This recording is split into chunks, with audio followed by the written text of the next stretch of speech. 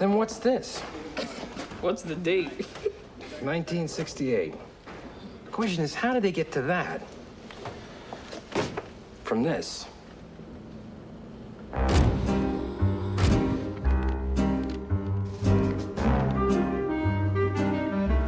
Gentlemen, our mission was to design and implement an infantry transport vehicle that would be a worthy replacement for the M113 armored personnel carrier.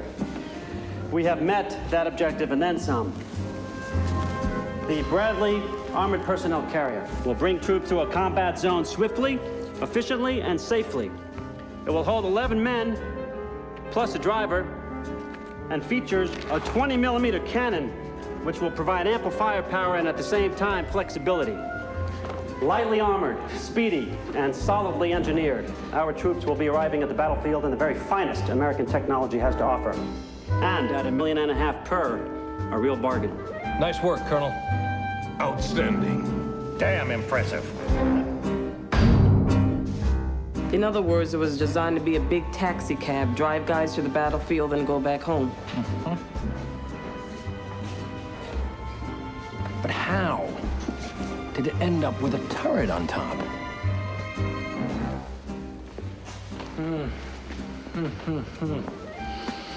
Well, this is all well and good, Colonel Smith, but... Something wrong, General? Well, with this gorilla in production, I don't suppose there's going to be anything left in the budget for my scout. Doubt it, Bob. You don't need scouts. You have radar, air recon, satellites. You always need a scout. And you know what I'm thinking? Why couldn't this thing serve as a scout? But it's a troop carrier, General. But this is a speedy vehicle. Why can't it be both? Well, for one thing, it's too big. And for the other, you can't really see out all that much from inside. Sounds like a design flaw to me. Design flaw? No. No, we'll just stick a turret on top with lots of opticals. But then, sir, it'll be even bigger. Well, what's your problem, Smith? Not elegant enough for you? Well, the thing is, General, it's kind of hard to do a sneak and peek when you're over 10 feet tall. He's got a point, Bob. Well, all I know is we need a scout. This is fast enough to do the job, and it's funded. Well, actually, we're a hair over budget. You turned the Bradley into a scout.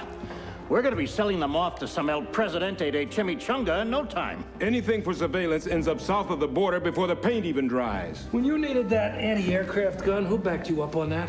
You did, Bob. And who testified to appropriations on behalf of that gun? You did, Bob. I'm talking to appropriations next week. Now, do I sell you on my scout or do I not? You did, Bob. And how about some portholes along the side for individual firearms so the fellas can stick out their guns and shoot people? Good. And you know what, Colonel? We already have the turret. We ought to get the biggest bang we can up there. I'm sorry, bang, sir? You can't hurt anybody with that pansy-ass gun. Add on some firepower. Where am I supposed to fit the extra ammo? I don't know.